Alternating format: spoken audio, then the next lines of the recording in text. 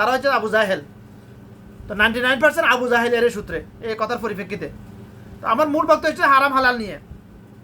আমরা যারা মদ খায় গাঞ্জা খায় তাদেরকে আমরা ঘৃণা করি, এবং যারা মদ বিক্রি করে, যারা গাঞ্জা বিক্রি করে, তাদের বিরুদ্ধে আমরা সমাজে যারা উচ্চ শ্রেণীর আছে তারা সবাই পদক্ষেপ নেয়। পুলিশ দিয়ে তাদেরকে ধরিয়ে দেওয়ার চেষ্টা করে, তাদেরকে সামাজিকভাবে বয়কট করে, তাদেরকে সামনে দেখে ঘৃণা করে। মদদি গাঞ্জুটিকে সবাই ঘৃণা করে, কেন? এগুলো হারাম। কিন্তু সিগারেট খোরকে কেউ ঘৃণা করে না। অথচ আমি যে কথাটা এখন বলবো, কিয়ামত তারা পর্যন্ত এটা কোনো সায়েন্টিস্ট এটা খণ্ডাইতে পারবে না ইনশাল্লাহ। মদ এবং গাঞ্জা মানুষের যেরকম ক্ষতি করে তার থেকে কয়েকশো গুণ বেশি ক্ষতি করে সিগারেট। একজন মদখোর শুধুমাত্র নিজের ক্ষতি করে, তার লিভার নষ্ট হয়ে যাবে, তার ব্রেনের বিভিন্ন সমস্যা হবে, তার পাকস্থলীতে সমস্যা হবে, তার কিডনিতে সমস্যা হবে, তার হাড়ের সমস্যা হবে, বিভিন্ন সমস্যা হবে, তার সমস্যা হবে শুধুমাত্র। একজন মদখোর শুধুমাত্র নিজের ক্ষতি করে, একজন গাঞ্জুটি শুধুমাত্র নিজের ক্ষতি করে, কারণ গাঞ্জুটি জনসম্মুখে গাঁজা টানে না, মানুষের চক্ষুর আড়ালে একাকিত্বভাবে গাঞ্জা টানে। আর গাঞ্জাটা হচ্ছে, গাঞ্জার মধ্যে ন্যাচারালি কোনো কিছু অ্যাড করা হয় না। গাঞ্জা প্রাকৃতিক না, আর্টিফিশিয়ালি কোনো কিছু অ্যাড করা হয় না গাঞ্জার মধ্যে। গাঞ্জা 100% ন্যাচারাল। গাঞ্জা যেরকম যে পরিমাণ ক্ষতি করে মানুষের, তার চাইতে কয়েকশো গুণ বেশি ক্ষতি করে সিগারেট। কারণ সিগারেট ন্যাচারাল নয়, সিগারেটের মধ্যে আর্টিফিশিয়াল অনেক কিছু অ্যাড করা হয়, নেশা জাতীয় জিনিস, ক্ষতি করে অনেক কিছু। নিকোটিন এত এমন এক ডেঞ্জারাস বিষ। একটা কথা আছে না, আগুন বিষকে পানি করে দেয়, এই জন্য মানুষ মরে না। দুইটা সায়েন্সের ভাষা, বিজ্ঞানীরা বলতেছেন দুইটা সিগারেটের মধ্যে যে পরিমাণ নিকোটিন দেওয়া হয়, তা যদি ইনজেকশন দ্বারা কোনো মানুষের শরীরে প্রবেশ করানো হয়, তার সাথে সাথে মৃত্যু হবে। এত বিষ, এত ডেঞ্জারাস বিষ নিকোটিন।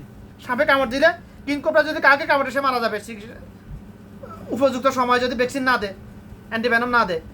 যে কোনো বিষাক্ত সাপ যদি কাউকে কামড় দেয়, উপযুক্ত সময় যদি তাকে অ্যান্টিভেনম না দেয়, সে মারা যাবে।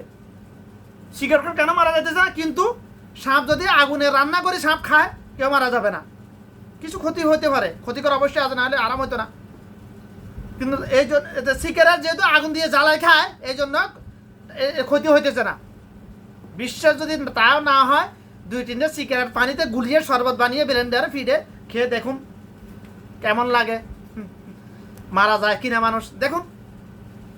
তোই কিন্তু বর্তমানে শয়তান মানুষরূপী শয়তান এমন এক ফতুয়া বানিয়েছে, কিছু ধর্ম ব্যবসায়ী মানে সিগারেটকে হারাম বলে না। ওই যে এতে রেজাল্ট করেন আপনার, এতে একটা পাক্কা বাংলাদেশের সবচেয়ে বড় ফেতনাবাজ হয়েছে, এতে ফেরকাবাজ একটা টাট্টা শয়তান। এতে বলে সিগারেট যাতে হারাম নয়, এতে ফতুয়া দিছে।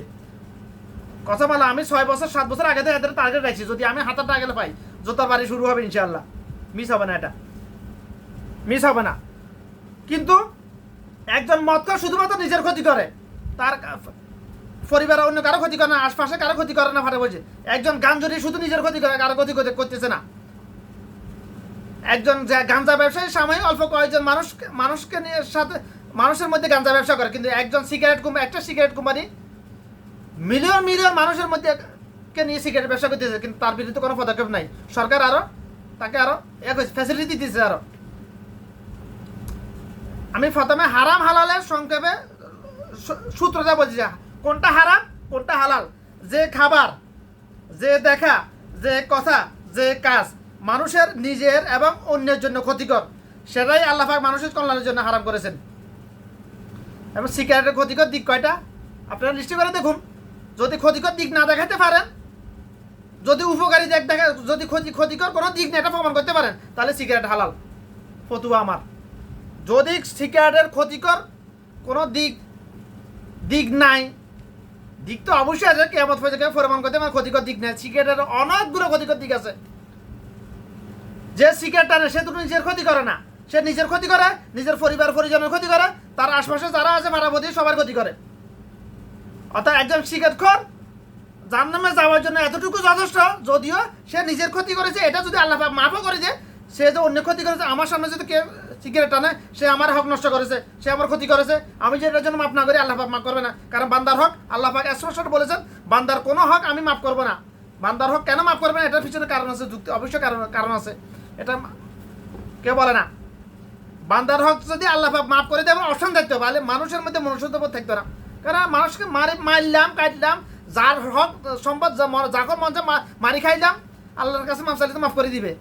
এই চিন্তা ভাবনার থেকে মানুষের মধ্যে মনুষ্যত্ববোধ অনেক বছর আগে, শত বছর আগে হারিয়ে যেত, হাজার বছর আগে হারিয়ে যেত। এই জন্য বান্দার কোনো হক আল্লাহ পাক মাফ করবে না। এই একটা কারণ, অন্যতম একটা কারণ হচ্ছে এটা, বান্দার হক মাফ করবে না আল্লাহ পাক।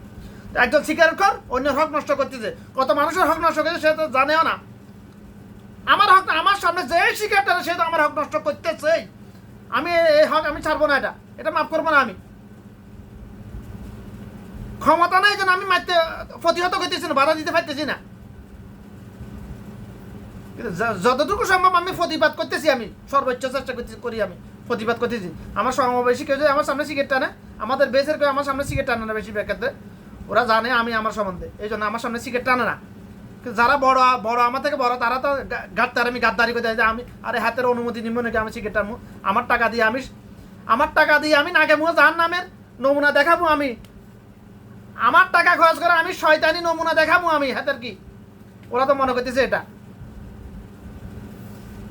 এখন সিগারেটের ক্ষতিকর দিক অনেকগুলা, যে সিগারেট টানে, সিগারেটের ধোঁয়া বিজ্ঞানীরা বলেছেন, এটা 1000 বছর আগে বলে গেছেন বিজ্ঞানীরা, পৃথিবীর এত ধুলাবালি ধোঁয়া যদি মানুষের শরীরে না ঢুকতো তাহলে মানুষ হাজার বছর ধরে বেঁচে থাকতো। প্রমাণ, বাবা আদম 1000 বছর বেঁচে ছিলেন, নূহ আলাইহিস সালাম 980 বছর হায়াত পেয়েছেন। বাবা আদম থেকে নূহ আলাইহিস সালাম পর্যন্ত এবং মুসা আলাইহিস সালাম পর্যন্ত তারা মানে 500, 700, 600, 800 বছর হায়াত পেয়েছেন। কেন? তখন এত প্রযুক্তি, এত উন্নয়ন ছিল না, এত ধোঁয়া পৃথিবীতে, এত ধুলাবালি ধোঁয়া এতগুলো ছিল না, গ্যাস ছিল না, পৃথিবীর আবহাওয়া বিষাক্ত ছিল না, পিওর 100% পিওর আবহাওয়া ছিল। এখন পিওর আবহাওয়া পাওয়া যায় শুধুমাত্র আইসিইউতে, তখন পুরো ওয়ার্ল্ড পৃথিবীতে এরকম পিওর আবহাওয়া ওয়েদার ছিল, অক্সিজেন ছিল, এই জন্য মানুষের এত রোগ বালা ছিল না তখন। ফেরাউনের 600 কত বছর কোনো সর্দি জ্বর হয় নাই। কেন? শুধু ফেরাউন না, এটা এরকম অনেক। তো সিগারেট যে টানে তার ফুসফুসে ক্যান্সার হবে। ফুসফুসে, মানুষের ফুসফুসটা হচ্ছে ফিল্টার, গাড়ির মধ্যে যেরকম যে কোনো যানবাহনের মধ্যে যেরকম এয়ার ফিল্টার থাকে, ফুসফুসটা হলো এয়ার ফিল্টার। আমি শ্বাস নিলাম, আমার এই বাতাসটা ফুসফুস ফিল্টারিং করে আমার ব্রেনে সার্কুলেশন করবে, ব্লাডের সাথে মিক্স করে আমার ব্রেনে সার্কুলেশন হবে, তখন আমি জিন্দা থাকবো, জীবিত। ব্রেন জীবিত মানে মানুষ জীবিত, ব্রেন মারা গেছে মানুষ মারা যাবে। যে যারা সিগারেট টানে, মানে একটা সিগারেট টানলো, একটা ফুসফুসে যে ছিদ্র থাকে, ছিদ্রগুলো মাইক্রোস্কোপ দিয়ে দেখা লাগে। যতবার সিগারেট টানবে ততবারে একটা কিংবা একের অধিক তার ছিদ্রগুলো বন্ধ হইতেছে, আস্তে আস্তে তার শ্বাসকষ্ট হবে। তার একটা গড় আয় অনুযায়ী সে হায়াত পায়, তার শ্বাসকষ্টটা হবে, এটা আল্লাহর গজব তার উপর। যে সিগারেট খোর শ্বাসকষ্ট হবে, গড় আয় অনুযায়ী হায়াত ফেলে। সিগারেট করে শ্বাসকষ্ট, ডায়াবেটিস, কোলেস্ট্রল, হার্ট ব্লকেজ, বিভিন্ন প্রকারের ক্যান্সার, তার গলায় ক্যান্সার, ফুসফুসে ক্যান্সার, লিভারে ক্যান্সার, এই কয়েকটা রোগের মধ্যে তার এই যে 5-7টা রোগের কথা বলছি, এখান থেকে 2-3টা রোগ তার হবে, এটা আল্লাহর গজব। এটা যে অনবরত নিয়মিত সিগারেট খায় তার উপর এটা আল্লাহ, তার এগুলো তাকে ভোগ করতেই হবে। এটা সে যদি টানা 5-7 বছর সিগারেট খাওয়ার পরে যদি তওবা করে সিগারেট খাওয়া ছেড়েও দেয়, তারপর তাকে এটা ভোগ করতে হবে। এটা তার উপর আল্লাহর গজব। কিছু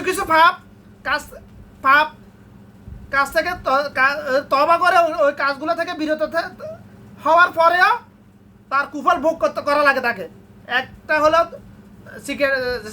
যে সিগারেটখোর, গাঞ্জাখোর, মদখোর, তারা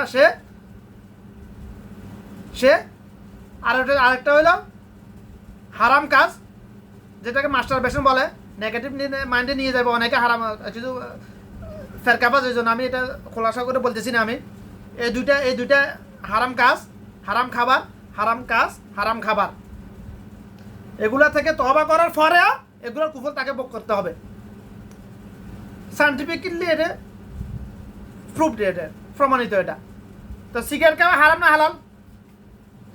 কিন্তু কিন্তু আশ্চর্যের বিষয় হলো আমরা সমাজে সবাই মদখোর গাঞ্জুর মদাদি গাঞ্জুর এটা ঘৃণা করি আমরা, যারা মদ বেচে গান তারা সবাইকে ঘৃণা করি, কিন্তু প্রত্যেকটা দোকানে যে সিগারেট বিক্রি করে ওই দোকানদারকে আমরা কেউ ঘৃণা করি না। বর্তমান যুগের সতীর্থের 1999 জনে সিগারেট খায়, তাদেরকে আমরা কেউ ঘৃণা করি না, কিন্তু গাঞ্জাকে গুটি কয়েকজনে, হাজারের সর্বোচ্চ 2-4 জনে, মদ খায় হাজারের সর্বোচ্চ 2-4 জনে।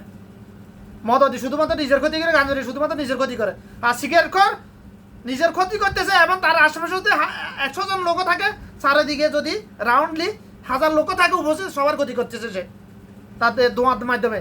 সিগারেট খোর নিজের যে ক্ষতি করে তার আশপাশে থাকা লোকদের আর তার থেকে কয়েক গুণ বেশি ক্ষতি করে, সে অন্যের হক নষ্ট করেছে না।